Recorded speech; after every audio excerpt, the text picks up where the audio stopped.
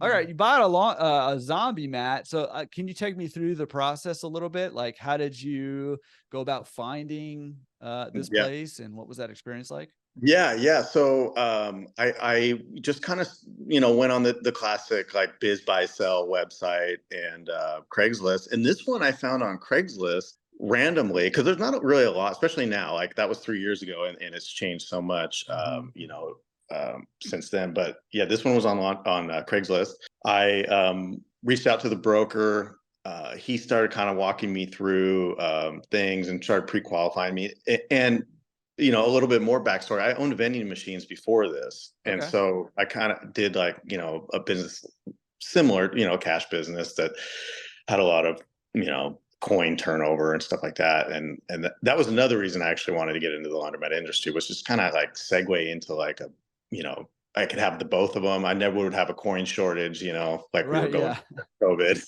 That was another But full, yeah, wrench into things. Okay. yeah, Keep but going. anyway, we started kind of talking things out, and I can remember the broker was telling me, "Hey, he's like, this is what they want. Like, let's go ahead and, if you're really serious, you need to write a agreement, a purchase agreement, and 30,000 down, whatever was what I needed to put down, according to like him and the seller."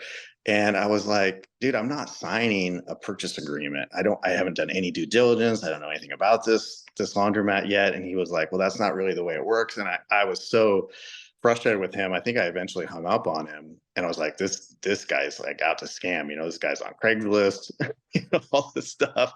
So Mhm. he reached back out to me. And so I hired another broker to consult, and I found him. He was an LA business broker, and I said, hey, I'm not looking to split the commission or anything or whatever, but can I pay you like $500 and just go through the paperwork and tell me if this is the way it's done? And he did, and it helped tremendously because he was able to say, yeah, this is normal. Okay, yeah, this is the due diligence that you're going to do. This is escrow. These are the contingencies during escrow that you'll Mhm. sign off of, and all that stuff. Like this is the process, and that was like amazing. And then come to find out, the broker was perfect. Like he wasn't trying to scam anything. He was completely honest.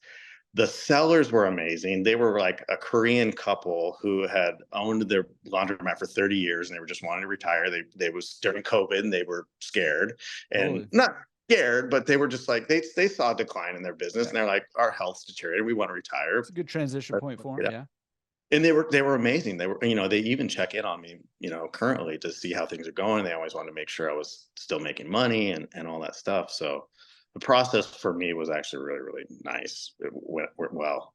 Opposite of you. Yeah, But I love to hear that because, especially in our market, I mean, there's just stories of this going south, and I mean, honestly, there's maybe like a handful of brokers that I would, trust to do deals. So it's likely you're going to find somebody who's not, who is telling yeah, you weird stuff like that. And, right. but I'm super glad to hear that you paid, somebody to just verify everything. Like, hey, is this right? Yeah. Because it doesn't, like, the process is so, on the one hand, it backwards. Like, it doesn't make sense. You're not Yeah. getting a lot of details before you make your offer. You're Yeah. not, Yeah. you're not verifying anything before. And so you're kind of just saying, you got these owners saying, okay, here's how much money it's making, and you're like, based on what? Like, how do I know that that's true? And they're like, well, make me an offer of tens or hundreds of thousands of dollars based on just Yeah. me saying that. And it Yeah. feels wrong, especially if you've never done it before. So glad to hear that you did that.